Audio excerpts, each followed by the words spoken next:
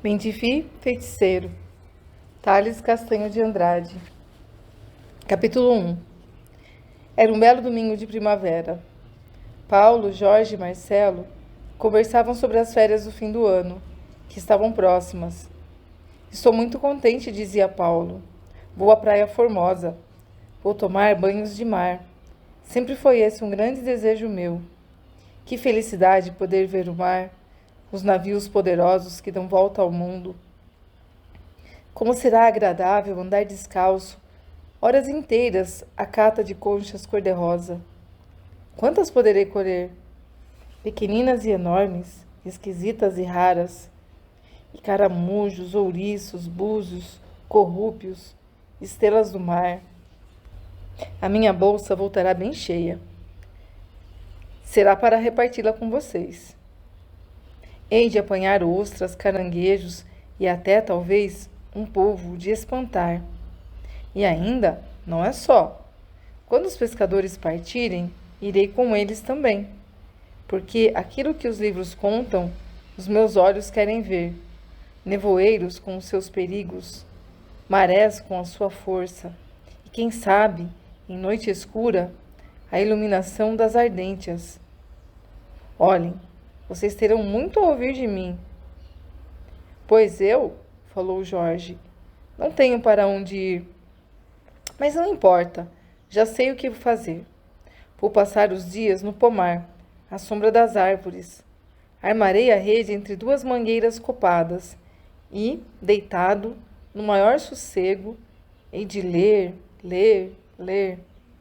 Quero conhecer a flor que fala, os olhos mágicos, o segredo da fortuna, o fim do mundo, o caminho do céu e outras histórias, todas interessantes e extraordinárias. Ouçam, vocês terão muito que saber por mim. E eu? Perguntou Marcelo. Embarcarei para o sertão. Oh, meu Deus! Como serei feliz se isso for possível? Poderei caçar o dia inteiro. Onde ver comigo os passarinhos? Onde ver pelotes e chumbo sem descanso? Em troca do que sofro na cidade, onde não se pode caçar. Caçar o que também? Taperás e andorinhas, mas voando. Quem arrisca um pelote à beira dos telhados, ao alto dos postes ou à torre da matriz? Eu não. Há colibris, ticuticos e curruíras no quintal. Quem puxa um estilingue perto de mamãe? Quem?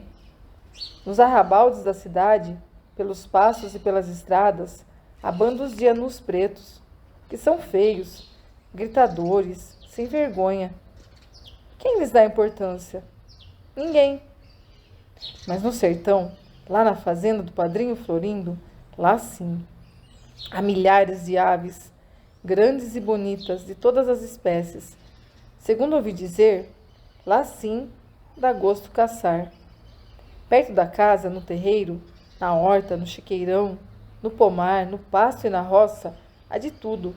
Rolinhas, sanhaços, graúnas, tesouras, bentivis, xanxãs.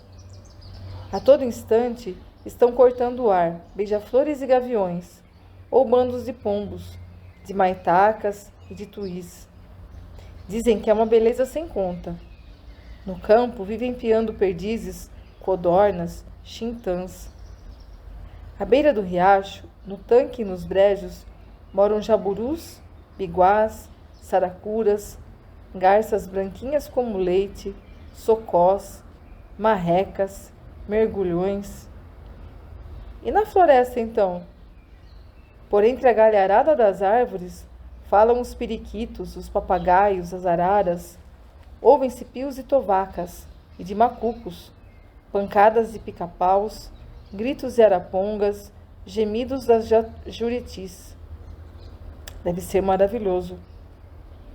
Por toda parte, desde cedo até anoitecer, cantam sabiás, canários, gaturamos, patavitas.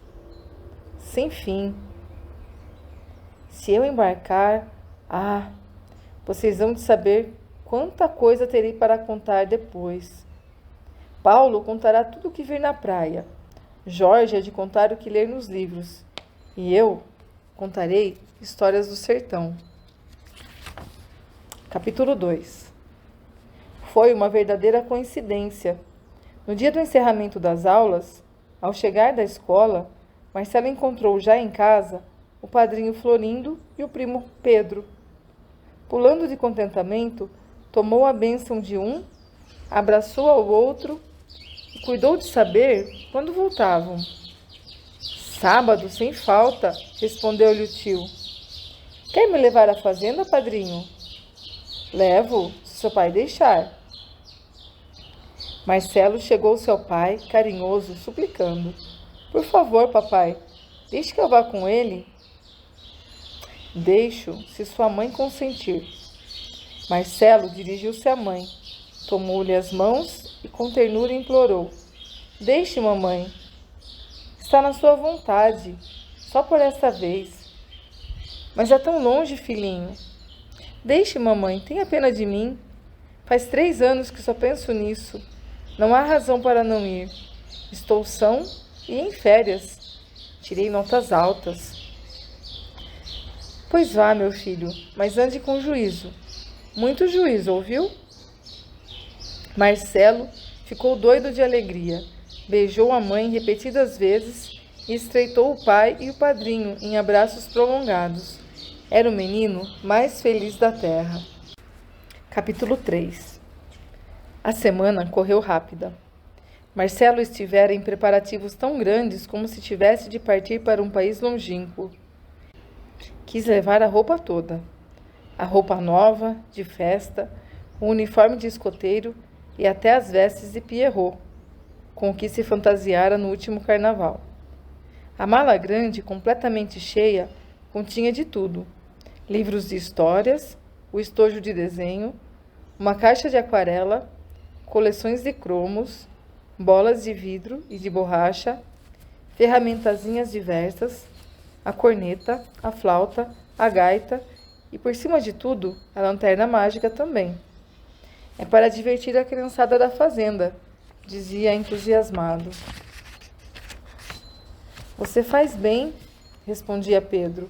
Os meninos da fazenda hão de gostar. Sábado, logo cedo, era a partida. Paulo e Jorge já estavam na estação quando Marcelo chegou. Debruçado na janelinha do vagão, Marcelo fez 1000 promessas aos colegas. Havia de trazer-lhes cigarras, borboletas, bicos de tucano, pedras de cristal, plumagem de valor, algum couro de coati. A locomotiva apitou. Apitou de novo. Resfolegou. Movimentou-se, ganhou velocidade e, em poucos minutos, deixou a casaria lá longe, cada vez mais longe, cada vez menor, até se sumir de vista numa curva. Era uma doce realidade. O trem corria.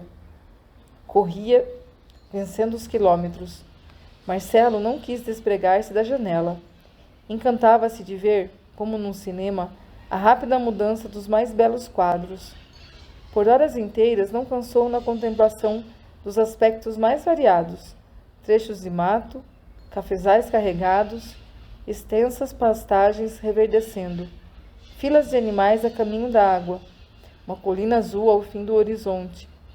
De longe em longe, casarões de fazenda, casotas de sítios, choças de pobres caipiras. Depois, Marcelo sentiu um sono pesado. Acomodou-se como lhe foi possível e adormeceu. E o trem, vencendo quilômetros, correu, correu, correu, deixando para trás cidades, estações, vilas e aldeias. Ia anoitecer. O céu, no poente, estava de todas as cores. Parecia um mar de fogo, com ilhas de prata, navios de ouro e repuxos de brilhantes. Que pôr do sol extraordinário! Exclamou o senhor Florindo aos meninos. Reparem como é bonito o céu de nossa terra. Marcelo e Pedro interromperam os seus planos de divertimento e, sem trocar palavra, observaram o cair da noite. Frutal! gritou o guarda-trem, entrando no vagão e pedindo os bilhetes. Pouco depois, o trem parava. O senhor Florindo, Pedro e Marcelo desembarcaram com cuidado. Depois, enquanto o comboio seguiu a sua carreira, internando-se ainda mais e mais para os sertões, os 3 viajantes a cavalo partiram para a fazenda. Ao trote dos animais, enquanto a camarada ia dando as notícias que o patrão lhe pedia, os primos engarupados reparavam na escuridão daquela noite e lançavam olhares admirados à multidão de estrelas que faiscavam nas alturas. Passaram 2 riachos, abriram algumas porteiras e, ao cabo de meia hora, estavam no terreiro da fazenda. Aquela viagem não era brinquedo, cansava a gente. Foi por isso que Marcelo deu um suspiro de alívio ao descer do animal e deu graças a Deus quando, em companhia do primo, já tarde, pôde esticar o corpo na cama e fechar os olhos para dormir. O sono de Marcelo foi cheio de sonhos esquisitos. Feito maquinista, fizera a locomotiva correr tanto como se voasse sobre os trilhos. Estivera depois entre cobras e bugres, mas escapara rolando por um morro abaixo. Nisso acordou. Que alívio! Tinha sido um pesadelo. Tudo estava ainda escuro. O primo dormia, mas um sino batia, alegre. Pedro, que é isso? É o toque da alvorada, Marcelo. Não tenha medo. O sol já vai nascer. Pulemos da cama então. Eu quero ver o sol nascer.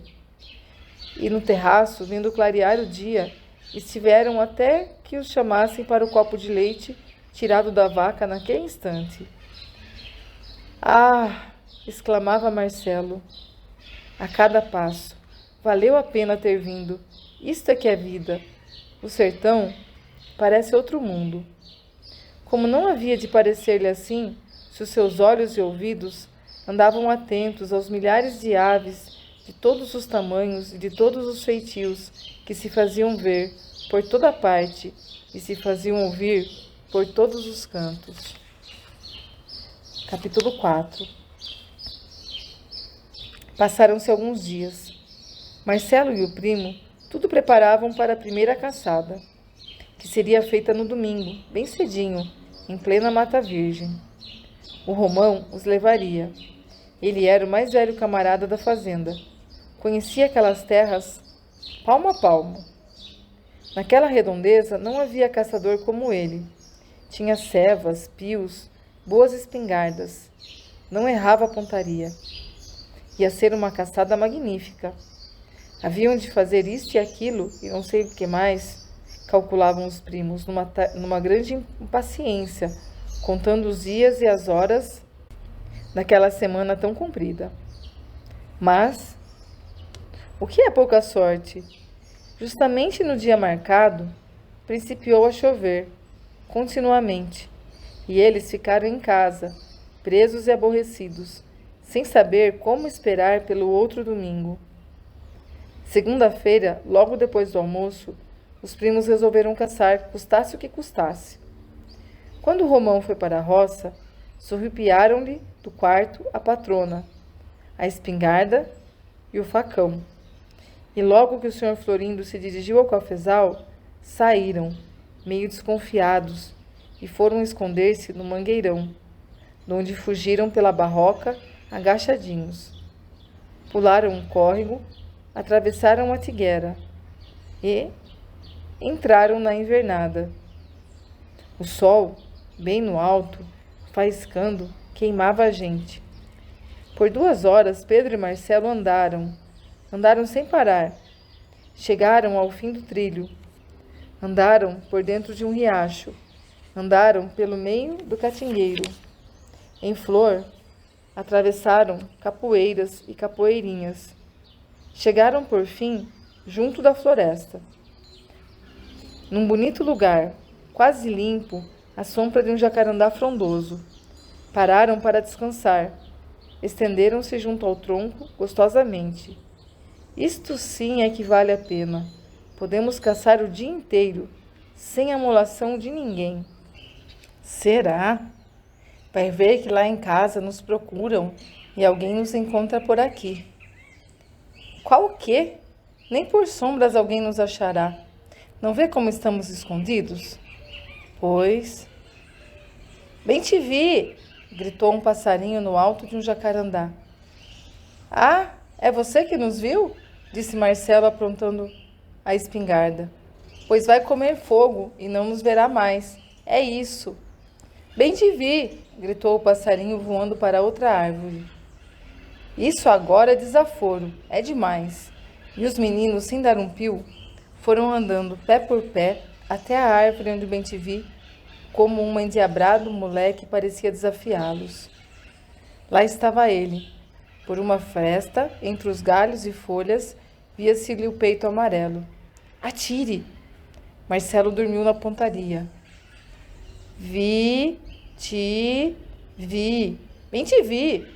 Cantou o arisco passarinho, voando para o mato, antes que o tiro partisse. Pedro e Marcelo, bufando de raiva, juraram que haviam de derrubar aquele sem vergonha, e assim entraram na mata virgem. Ao meio de tantas árvores grossas, altas e ramalhudas, por entre o rendilhado de uma porção de parasitas e cipós, quem poderia ver um bem-te-vi? Pedro e Marcelo, por longo tempo, bem o ouviram cantar, galhofeiro e provocante, mas, por mais que procurassem, não conseguiram descobri-lo. Então, passada a raiva, ficaram distraídos com as novidades da floresta. Em tudo, seus olhos admirados encontraram tentações. Milhares de troncos, lisos ou ásperos, ostentavam no alto, à luz e aos ventos, as suas copas redondas. No chão, enredado de raízes e atapetado de folhas secas, viam-se buracos de paca e de tatu. Taquaras, samambaias, avencas, tinhorões e palmeirinhas. As touceiras vicejavam por todos os lados, onde quer que uma réstia de sol varasse a densa ramagem. Grandes árvores tombadas e mortas, apodrecendo, serviam de apoio e de alimento a um sem número de orelhas de pau e de guembês. Cachos de flores esquisitas e pencas de frutinhas vermelhas ou amarelas pendiam, como ricos enfeites, de muitas árvores. E não eram só para vistas os encantos. Havia delícias para o ouvido. Cascateios de um riozinho, chiados da brisa na folhagem, cantares preguiçosos de cigarras, ruídos de pica-paus, aqui e acolá, gorjeios de passarinhos. Tão cedo, Pedro e Marcelo não sairiam da floresta, atraídos como estavam por tudo aquilo. Capítulo 5. Perseguindo cigarras, caçando borboletas azuis, cortando um pau retorcido, ajustando copos de mico e apanhando olhos de cabra, esqueceram-se do tempo, facilmente. Foi-lhes uma festa o encontro de um bando de macacos barulhentos. Foram-lhes outras festas os achados de várias frutas silvestres, jatobás, jaracatiás, macaúbas, ingás. Embevecidos, desse modo, não puderam perceber que as horas voavam e que o sol já ia abaixo. De repente, principiou a escurecer. Pedro e Marcelo, como se estivessem acordado naquele instante, entreolharam-se muito assustados. Acho que já é de tarde. Vamos voltar? E o caminho? Por aqui, primo. Vamos depressa, por aqui. Pulando paus deitados, desviando-se de árvores, caindo em buracos de bichos, enroscando-se em cipós e espinhos, chicoteando-se com as pontas dos ramos, arranhando-se, rasgando a roupa, zigue-zagueavam por dentro da mata, quase correndo, doidos como fugitivos. Cada vez escurecia mais. E o caminho? Pedro e Marcelo procuravam, mesmo esfalfados, suados, machucados, gemendo e chorando. De repente, um relâmpago e um ribombar de trovão muito forte. Um vento furioso principiou a soprar, movendo as copas das árvores, torcendo-lhe os galhos que estalavam. Meu Deus! Exclamavam os pobres meninos, cheios de terror, tremendo, agarrados um ao outro. O vento, agora mais forte ainda, arrancava galhos enormes. Uma figueira secular tombou. Foi um estrondo medonho que retumbou de grota em grota, assustando os animais. Seria o fim do mundo? Pedro e Marcelo, entre a vida e a morte, não deram mais um passo. Ajoelharam-se e, de mãos postas, olhando para o céu, principiaram a orar. Nisso, detrás de um tronco imenso, saltou um bem-te-vi colossal, do tamanho de um homem. Marcelo deu um grito horrível. O coração de Pedro bateu-lhe dentro do peito como se fosse um martelo. Estavam perdidos. Aquele devia ser o rei dos bem-te-vis e ia castigá-los, arrancar-lhe-ias a língua e os olhos, com certeza. O pássaro gigante, olhando-os de frente, sem piscar, olhando-os como quem lhes folhasse os corações, abriu devagarinho o enorme bico e assim falou: Eu sou o bem-te-vi, rei das aves nestas matas. Chamo-me feiticeiro, mas não faço mal a ninguém. Fui criado por Deus e a Deus pertenço e obedeço. Sou, por isso, amigo e servidor do homem. Sou, por isso, meus homenzinhos, vosso amigo e vosso servidor. Pedro e Marcelo, encolhidos, esfregavam os olhos sem poder acreditar. Vamos, ordenou o feiticeiro. A natureza está com raiva e está cega. Pode matar-vos. Os raios abrem de alto a baixo perobeiras de 100 anos. Os ventos derrubam galhos que são árvores. Vamos, o meu abrigo é seguro. Livres da tempestade, lá passareis esta noite comigo. Eu vos vigiarei. A santa água das nuvens vai cair e apaziguar a terra. Amanhã a bonança reinará. Vamos! E enquanto a tempestade continuava, Pedro e Marcelo humildemente seguiram o bem-te-vi ao seu ninho. É aqui, disse ele, estendendo a asa para a esquerda, onde uma espécie de porta ficava à boca de uma gruta. Todos entraram. Dentro não estava escuro como carvão. Havia uma boa claridade. De cima pendia um cipó com uma lanterna acesa. Era extraordinário. Não parecia casa de passarinho. Havia tanta coisa lá dentro. Trempes com latas e panelas, ralos e espetos, machadinhas. Havia uma prateleira com pratos, tigelas, talheres, samburás, cuias, peneiras e panos. Havia ganchos com cabaças e cestas. Havia mesa, cepos e tripeças. Até um catre estava arranjadinho a um canto da gruta. A chuva lá fora principiou a cair e transformou-se num aguaceiro pesado que ensopava os matagais. Homenzinhos, ordenou o bem-te-vi, assentai junto da mesa e depois de bem descansados, comei e bebei do que quiserdes. Tendes fome e sede, e eu tenho vontade de fazer-vos uma importante confissão. Pedro e Marcelo, embora amedrontados ainda e sem compreenderem coisa alguma de toda aquela história, acharam melhor fazer tudo quanto o feiticeiro quisesse. Estavam por conta dele. Não tinha mesmo outro remédio. E depois, fosse como fosse, ele os salvara e os estava protegendo. Por isso, assentando-se perto da mesa, comeram com todo gosto, em cuias, alguns pedaços de mandioca assada, tenra, adoçada com esplêndido mel de jataí.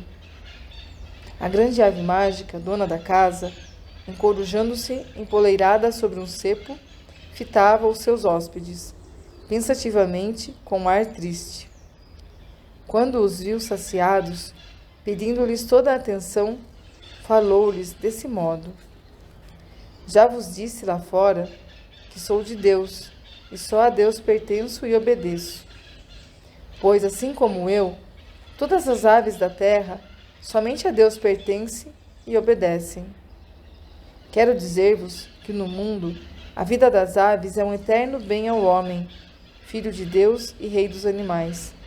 Por isso, fazemos guerra de morte a todos os seus inimigos, como aos nossos próprios inimigos. Nada nos amedronta quando lutamos contra os seres prejudiciais à vida humana. Nessa luta de todos os tempos, nada nos afasta, nem o sol, nem os ventos, nem a chuva, nem as geadas. Como um exército inumerável, estamos em toda parte, na defesa daquilo que ao homem seja necessário, útil e agradável. Defendemos-lhe as hortas e os jardins, os parques e os pomares, os campos e as florestas, e mais de que tudo isso, defendemos-lhe as plantações, de onde retiram o pão, as bebidas, a roupa, os remédios, as essências, as tintas.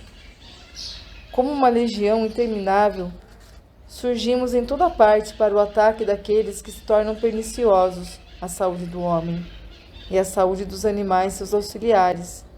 E sim, milhões e milhões de insetos daninhos, como as moscas e os mosquitos, perdem a vida em cada hora, destruídos por nossos bicos.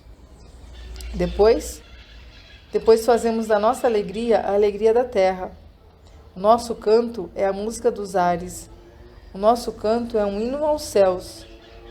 No entanto, e o bem-te-vi, interrompendo de repente a sua confissão, abaixou a cabeça e suspirou.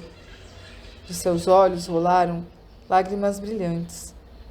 Um raio estalou fora, ali perto. O trovão, como uma grande voz de outros mundos, fez-se ouvir arrastadamente. A chuva caía a cântaros. Pedro e Marcelo, juntinhos, apertando-se as mãos, olhos muito acesos, escutavam com atenção. Depois de um longo silêncio e com uma voz entrecortada de soluços, o bem-te-vi continuou a falar. Fracos e inocentes, desprotegidos e sem defesa, somos fortaleza e proteção dos racionais. E que aspiramos em troca de tal dedicação e em paga de benefícios tais? Somente a paz, apenas o respeito às dádivas que Deus nos fez, da vida e da liberdade. Será muito querer? Será pretender o impossível? Violar-nos-ão o sagrado direito à vida e à liberdade, a nós que só vivemos para o bem? Sim, o homem, filho de Deus e rei da criação, nos faz a guerra sem tréguas. Sim, o homem, tendo coração e tendo raciocínio, é que nos rouba a liberdade, e por todos os meios, sob desculpas as mais injustas, é quem nos arranca a vida, por todas as maneiras, ainda as mais bárbaras. Ah, homenzinhos, desculpai que eu me desabafe convosco a imensa dor que pesa no coração das aves. Tolerai que eu vos diga essas duras verdades. O homem, dando-nos a prisão ou a morte, deve ser indigno de Deus e indigno da criação. Ah, se todas as aves pudessem falar! Que haviam de fazer? Indagou Marcelo, indo sentar-se pertinho do bem-te-vi. Se as aves pudessem falar, haviam de confessar aos homens toda a afeição que lhes dedicam. Haviam de lembrar-lhes os benefícios todos que lhes fazem, implorando-lhes então um pingo de amor e de gratidão, um pouco de justiça, um pouquinho de piedade. Se as aves pudessem falar, haviam de se dirigir ao coração da mulher, rainha da bondade e mestra de todas as virtudes. Ela escutaria as nossas dolorosas queixas. Ela faria cessar o nosso infortúnio. Um novo raio estalou fora, ali perto. A chuva mais forte continuou a cair. Uma rajada de vento, entrando na gruta, derrubou a lanterna, que se apagou.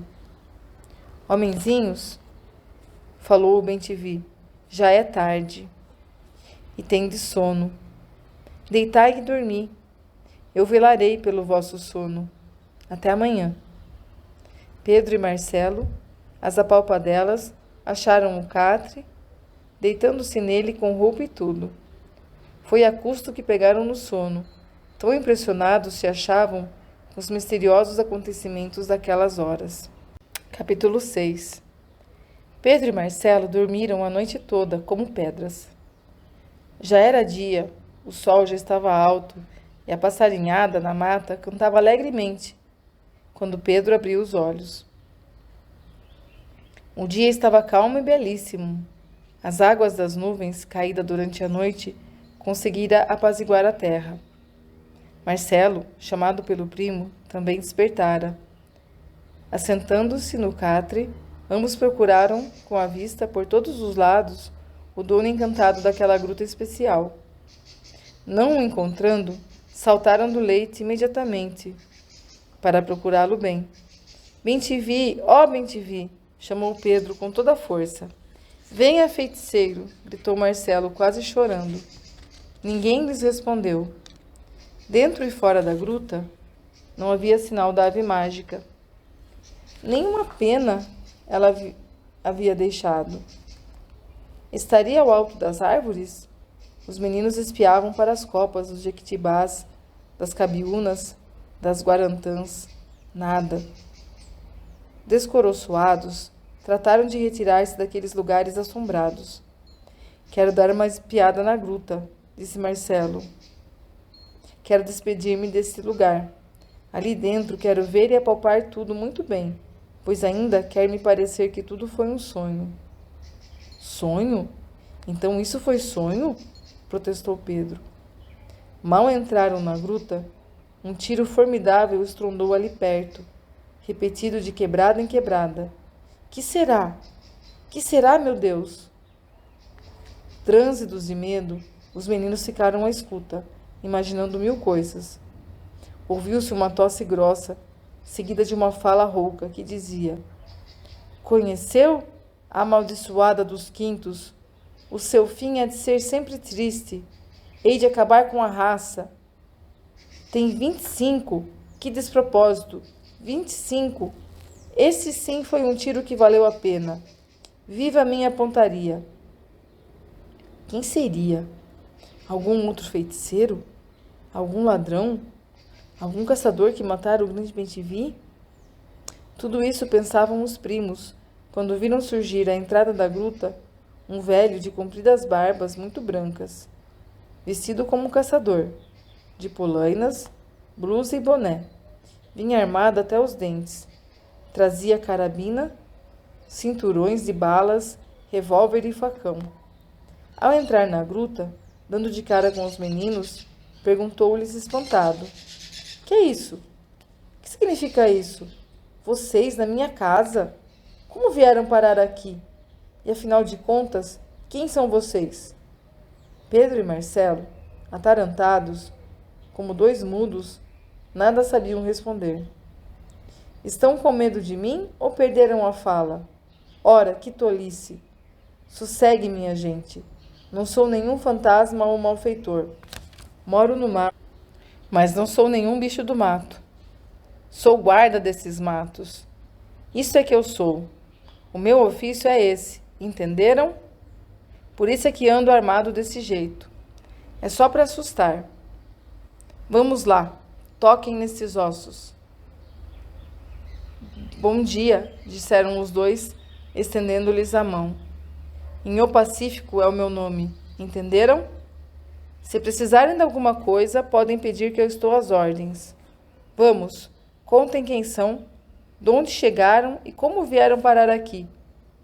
Contem tudo de uma vez, sem rodeios e sem segredos. Sentando-se, o velho convidou os meninos a fazerem o mesmo. Marcelo, sentado numa tripeça, criou coragem e desfilou, por miúdo, todo o acontecido, desde a fuga de casa até aquela hora. Inho Pacífico, passando a mão pela barbaça, exclamava de instante a instante: "Oh, loucura! Que perigo! Que sorte! Olhem que vocês nasceram outra vez. Nesse mato há muitas queixadas e jaguatiricas dentuças. Há por aqui enormes cobras venenosas. Vejam a que matei há pouco, uma cascavel de 25 guizos. Orem que vocês nasceram essa noite. Quem escapa de uma tempestade como a de ontem, em meio da mata virgem? Disse Marcelo, e devemos tudo isso ao bem-te-vi. Meu Pacífico deu uma gargalhada. Não acredito, meus filhos. Desculpem, mas não posso acreditar em coisas impossíveis. Tem graça essa história. Um bem-te-vi a falar, a suspirar e a chorar, que nem gente. Era só o que faltava. Vocês sonharam, meninos. Vivo nesses matos há 50 anos e nunca vi nada disso. Pois vamos procurá-lo. Quem sabe se ele aparece outra vez. Você está maluco, Marcelo? Deixe o feiticeiro. Vamos embora. Eu quero sair do mato. Eu estou enjoando do mato. De repente, ainda acontece mais alguma coisa. Vamos embora, Marcelo. Pelo amor de Deus, vamos embora já. Isso é que é certo, aconselhou o Pacífico.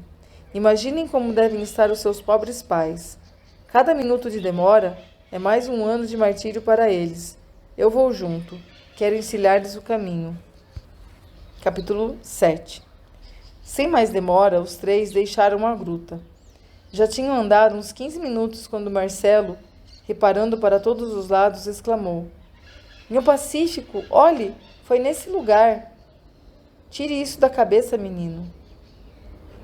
O senhor acha que o bem-te-vi feiticeiro não disse nada de certo e de bom? Menino, respondeu o Pacífico, seguindo o seu caminho. Quanto a isso, eu estou de acordo. Fosse bem-te-vi, sabiá ou qualquer passarinho, fosse invenção, sonho ou fantasma, fosse gente ou não, fosse lá o que é verdade é que só disse coisas acertadas e boas para vocês. Isso não resta dúvida. Se passarinho falasse, com certeza, diria isso mesmo que vocês me contaram. Se uma pessoa de bom juízo e de bom coração falasse a respeito dos passarinhos, com certeza diria também isso mesmo que vocês me contaram. Um homem que prende ou mata passarinhos não é bem homem. É meio bugre, é meio bicho. O senhor tinha coragem de falar tudo isso aos outros meninos? Por que não? Se eu pudesse, se eu fosse governo, até fazia mais. Havia de pôr uma lei que proibisse em toda parte e no ano inteiro a caça e a matança de passarinhos. Só assim haviam de empregar melhor o tempo e o dinheiro, esses que abandonam a família, largam do serviço, fazem despesas, arriscam-se aos desastres e às cobras venenosas, arriscam-se aos bichos, às doenças e a tudo para arrancar a vida aos pobres passarinhos. Se eu pudesse, se eu fosse governo, havia de obrigar os que caçassem ou matassem um passarinho a caçar e matar também um jacaré, 2 onças, 5 ouriços, 10 raposas, 50 serpentes venenosas, 500 ratos, 1000 grilos, uma arroba de borboletas e outras de besouros, de pernilongos, de gafanhotos. Que horror! Não valia a pena. É mesmo. Não valia a pena inventar tudo quanto inventam para prender e matar animais amigos. Valia a pena era inventar tudo o que fosse possível para prender e matar animais nocivos. Mas os pássaros não são nocivos. São úteis. Capítulo 8. Na hora do almoço, Pedro e Marcelo, acompanhados por meu Pacífico, chegaram à casa da fazenda. Foi um rebuliço. Nhô Romão, de tanta alegria, até repicou o sino. Também não era para menos. Desde a véspera, ninguém estava no trabalho. Todo mundo largara do serviço à procura dos fujões. Pensavam 1000 coisas tristes sobre o fim que tinham levado. Quem sabe se tinham sido roubados por algum bando de ciganos, ou tinham sido devorados no mato por alguma onça, ou engolidos por jacarés no tanque. Quem sabe se algum raio ou árvore caída os matara na floresta? Ninguém dormira aquela noite. Uns faziam custosas promessas, outros já rezavam por alma dos pobres meninos. O senhor Florindo, como um louco, andava por toda parte, a pé e a cavalo. Buscas, tiros e gritos não puderam descobrir o paradeiro dos perdidos. Ao clarear o dia, tiveram alguma esperança e finalmente criaram alma nova ao avistarem o guarda-mato acompanhado dos meninos. Todos correram-lhes ao encontro, fazendo-lhes perguntas e mais perguntas. A mãe de Pedro, que chorava sem parar, teve ímpetos de pregar-lhe uma tunda inesquecível. Quero deixá-lo com o corpo cheio de vergões, dizia. É para não cair noutra. Não lhe faça nada, pediu em O Pacífico. Eles já estão bem curados. A senhora há de ouvir o que eles têm para contar. Até feiticeiro eles enxergaram. Feiticeiro? Exclamaram todos, arregalando os olhos. A criançada recuou de espanto. Tia Prudência, a cozinheira, até espirrou, sentindo cheiro de enxofre. Até feiticeiro, continuou o guarda sorrindo. Faz 50 anos que vivo na solidão e nada disso me apareceu até hoje. Você conta que nunca viu feiticeiro por aí, disse o Romão. Mas toda a gente jura que há encantamento nesse mato. Alguma coisa esquisita existe lá por dentro. Vamos, contem tudo direitinho, disse a mãe de Pedro, cheia de curiosidade. Então, como era a cara do tal? Tinha um olho só? Cuspia fogo? Era bruxa, saci ou lobisomem? Tinha rabo ou tinha chifres? Formou-se uma roda em torno dos meninos. Ninguém dava um pio. Olhe, titia, foi assim, assim, assim. E Marcelo, sem pular nada, contou a história toda. Escutaram-no assustados. Ninguém sabia o que dizer. Seria tudo verdade? Seria uma grande peta? Teria sido um sonho? O senhor Florindo coçou a cabeça. Pensou durante um bom tempo e depois, erguendo-se, disse em tom firme e decidido. Sabem de uma coisa? Seja lá o que for. A verdade é que de hoje em diante, nas minhas terras ficam proibidas as caçadas. O senhor é um homem em tanto, disse em O Pacífico, apertando a mão do fazendeiro. Como são as coisas? Pedro e Marcelo, que até a véspera cobiçavam os passarinhos só para os enfiar numa gaiola ou vê-los cair tremendo, ensanguentados, do alto de um galho, agora, ao ouvirem a ordem do senhor Florindo, olharam-se cheios de gratidão, cheios de admiração, cheios de amor, como quem olha para um homem bom, um homem caridoso, um homem santo que se punha na defesa dos fracos. Num impulso de agradecimento, abraçaram-no muitas vezes. Capítulo 9. Algumas semanas depois, quase terminando as férias, Marcelo despediu-se de todos na fazenda e embarcou sozinho de regresso para a cidade. Ia triste por deixar o sertão, onde se divertira e onde havia uma gente de que tanto gostava. E ia alegre ao mesmo tempo, porque já estava curtido de saudades dos pais, dos amigos, da cidade, da escola. Fez a viagem muito bem. Ao saltar do vagão na chegada, viu logo as carinhas alegres dos colegas. Paulo e Jorge foram esperá-lo e queriam contar-lhe 1000 novidades e saber de outras tantas. Depois do jantar, contarei tudo a vocês, ia dizendo Marcelo sorridente. À noitinha, após o banho, o jantar e uma longa conversa com a mamãe e o papai, Marcelo saiu à procura dos amigos. Levou-lhes um grande embrulho com os presentes prometidos. Deu-lhes espinho de ouriço, olhos de cabra, pedaços de cipó cruz, finas lascas de pedra de fogo, pés e chifres de veado galinheiro, guizos de cascavel e uma casca de tatu. Os presentes foram muito apreciados. Se recebessem moedas, talvez não ficassem mais contentes. Então, perguntou Jorge, quantos 1000 passarinhos você matou no sertão? Nenhum. Não brinque, Marcelo. Responda sério. Então passou 2 meses no sítio e sem matar um passarinho? Isso é prosa. Ainda mais você. Pois é a mais pura verdade. Mas, então perdeu a viagem? Não se divertiu nada? Nem diga isso, Jorge. Diverti-me que não foi vida. Era desde cedo até a hora de dormir. Fiquei um serelepe de esperto. Vivia por cima das árvores. Armamos gostosos balanços. Tomei muito banho no córrego. Pesquei fieiras e fieiras e traíras, bagres e lambaris. De tarde, no pasto, brincávamos de tudo. Só faltaram vocês lá. Ensinei futebol ao pessoalzinho. Os meninos ficaram turunas no chute. Deixei um tal Nenê feito um goalkeeper, de mão cheia. E a lanterna mágica? Nem é bom me lembrar. Fazia derrubar o beiço de gosto.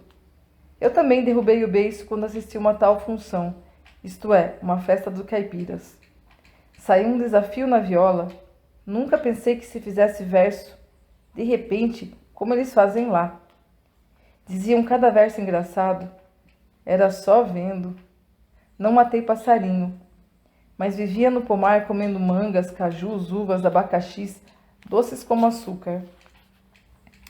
Não fale nessas coisas, por favor, a gente fica com água na boca. Está bem, vou mudar de assunto então. Vou contar a vocês porque é que, estando no meio dos passarinhos, não matei nenhum para remédio. Olhem, bem no dia marcado, choveu de alagar. Marcelo contou aos amigos, sem pressa, tintim por tintim, a fuga, a perda no meio das selvas, a tempestade, a aparição assombrosa, a confissão do bem-te-vi, o sono no catre da gruta, o sumiço do feiticeiro, a chegada do Neo Pacífico. Paulo e Jorge ficaram impressionados com a narração do amigo. E não era para menos. Capítulo 10. Querer é poder.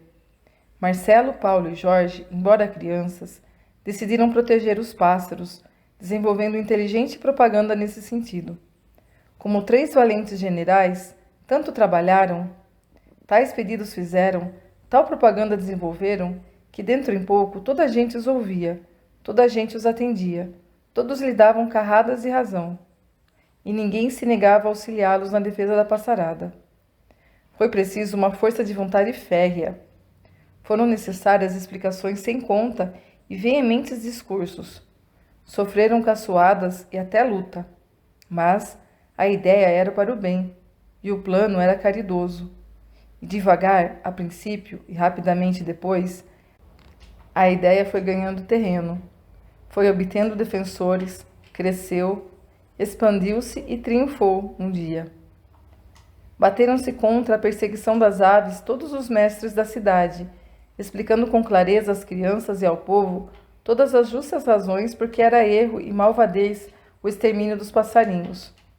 Os escoteiros, entre a criançada, conseguiram um compromisso de que ninguém mais engaiolaria ou mataria um passarinho sequer. As mulheres, meninas, moças ou donas de casa, iam obtendo de seus manos, pais, esposos e filhos a promessa de que jamais se entregariam a uma bárbara diversão.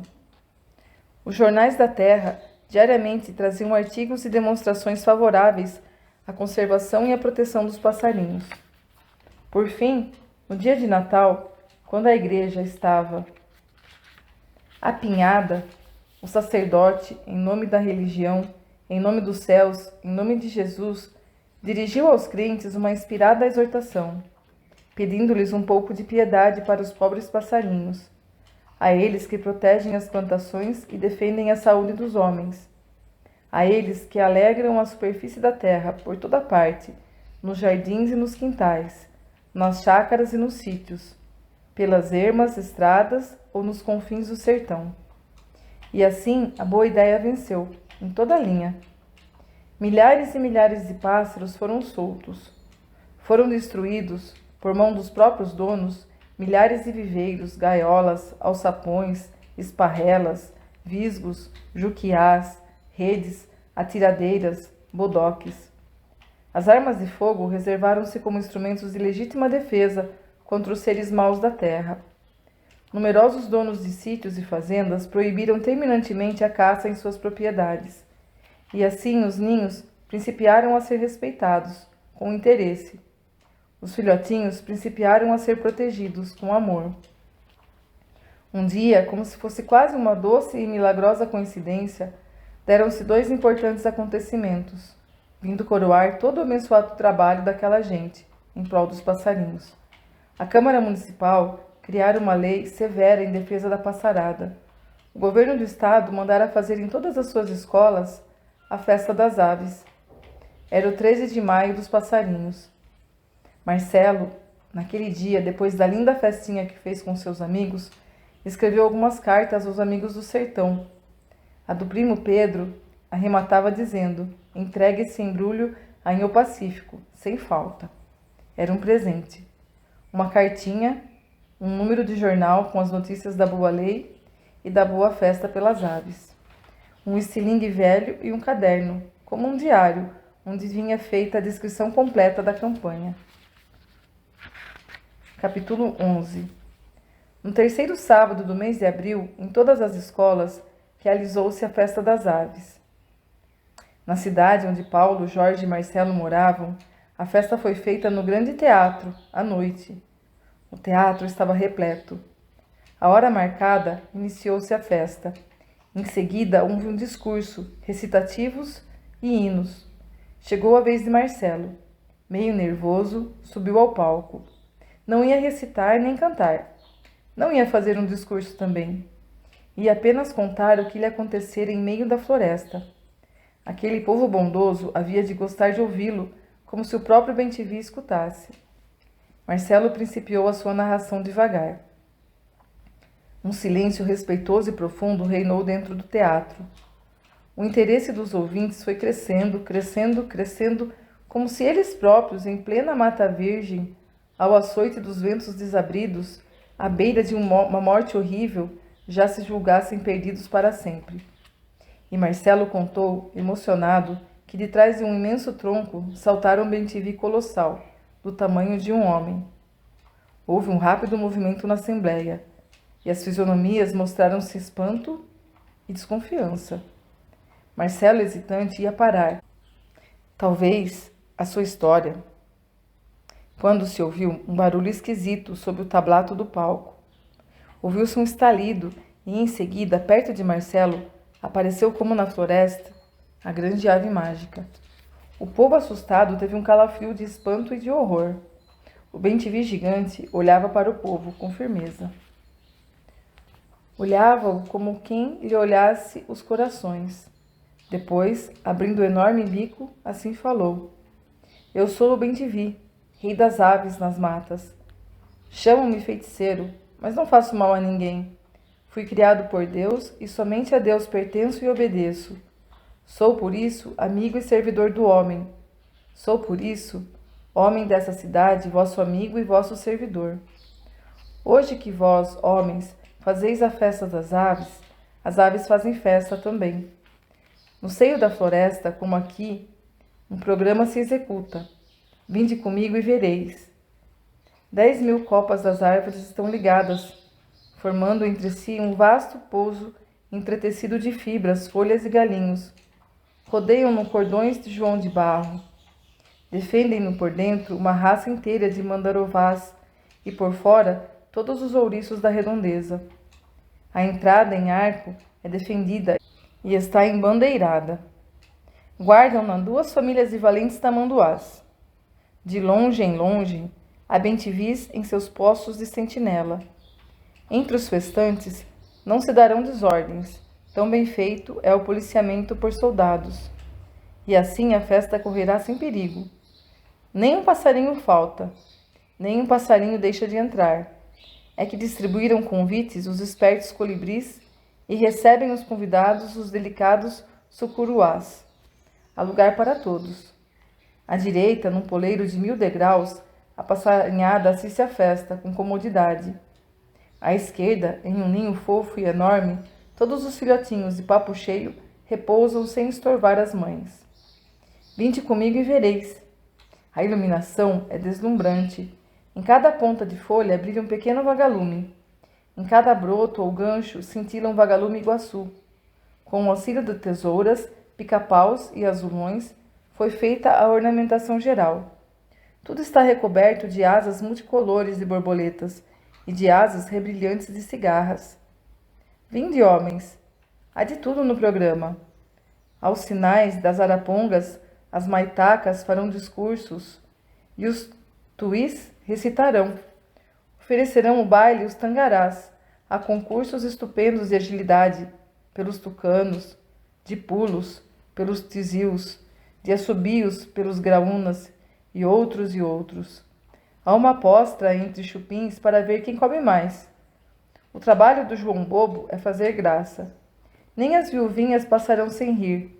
No desafio, as mais afamadas gargantas das selvas nele tomarão parte. Que maravilha vai ser! De certo o sabiá sai vencedor. Vinde comigo, homens dessa cidade. A festa só terminará quando sem fim pararem de cantar. Muito obrigado, respondeu-lhe alguém da plateia. Se tivéssemos asas... Está bem, está bem. Em nome da passarada, eu vos agradeço a festa que lhes fazeis. Os pássaros e os homens estão aliados. Em nome das aves, eu confirmo o sagrado juramento dessa aliança eterna. Esse abraço é o selo que a garante. Dizendo assim, o bem-te-vi feiticeiro apertou Marcelo entre as suas asas possantes. Estupefato, o povo prorrompeu em palmas, num frenesi de entusiasmo. Adeus, disse a grande ave mágica, dando um pulo para trás do pano e desaparecendo. Procuraram-na por toda parte, com o maior empenho, sem a encontrar. Altos prêmios foram oferecidos para quem a descobrisse, mas até hoje ninguém a descobriu. Onde estará o bem-te-vi feiticeiro? Epílogo. Meus queridos leitores, sempre fui companheiro e amigo de Marcelo, e sabia por isso das suas más inclinações contra os pobres passarinhos. Mais tarde, depois das férias, quando ele voltou da viagem ao sertão, reparei na mudança por que passara, transformando-se de repente em grande amigo e defensor dos mesmos passarinhos que gostava de perseguir. Achei que isso era uma boa coisa e tive desejos de saber a causa de tamanha reviravolta. Conversei com Marcelo e ouvi então de sua própria boca a maravilhosa história do bem-te-vi feiticeiro. Ora, nunca eu soube que o meu amigo fosse um mentiroso, mas palavra que, por mais que ele me afirmasse ser verdadeira a história que me contara, eu não pude acreditar nela. Não sou como São Tomé, que só acreditava no que via. Até que não sou assim. Creio que baleia tem garganta pequena, que há cavalo marinho, que o sol é maior do que a terra, e em outras tantas coisas desse jeito. Mas isso de haver bem-te-vi do tamanho de um homem, e falando como gente, essa era muito forte. Era mais fácil eu acreditar em bem-te-vis com 2 cabeças ou 4 pernas. Olhem, como aluno do grupo escolar, fui à festa das aves. Muito antes da hora marcada, lá estava eu, muito firme. Calculem com que cara eu fiquei diante de mim mesmo, quando ao lado do Marcelo apareceu o tal bem-te-vi. Confesso-lhes que fiquei meio abalado. Fiquei na dúvida. O mundo tinha mesmo coisas inexplicáveis. Mas agora, depois de muito meditar, acho que descobri quem é o bem-te-vi feiticeiro. Todos os passarinhos do mundo? Sim, isso lá é verdade mesmo. Todos os passarinhos foram feitos por Deus, e só a Deus pertencem e obedecem. Todos os passarinhos são os nossos amigos e verdadeiros servidores. Mas o que eu digo é outra coisa. Eu falo do tal bem-te-vi gigante e falante. Pode ser que eu esteja enganado, mas para mim é...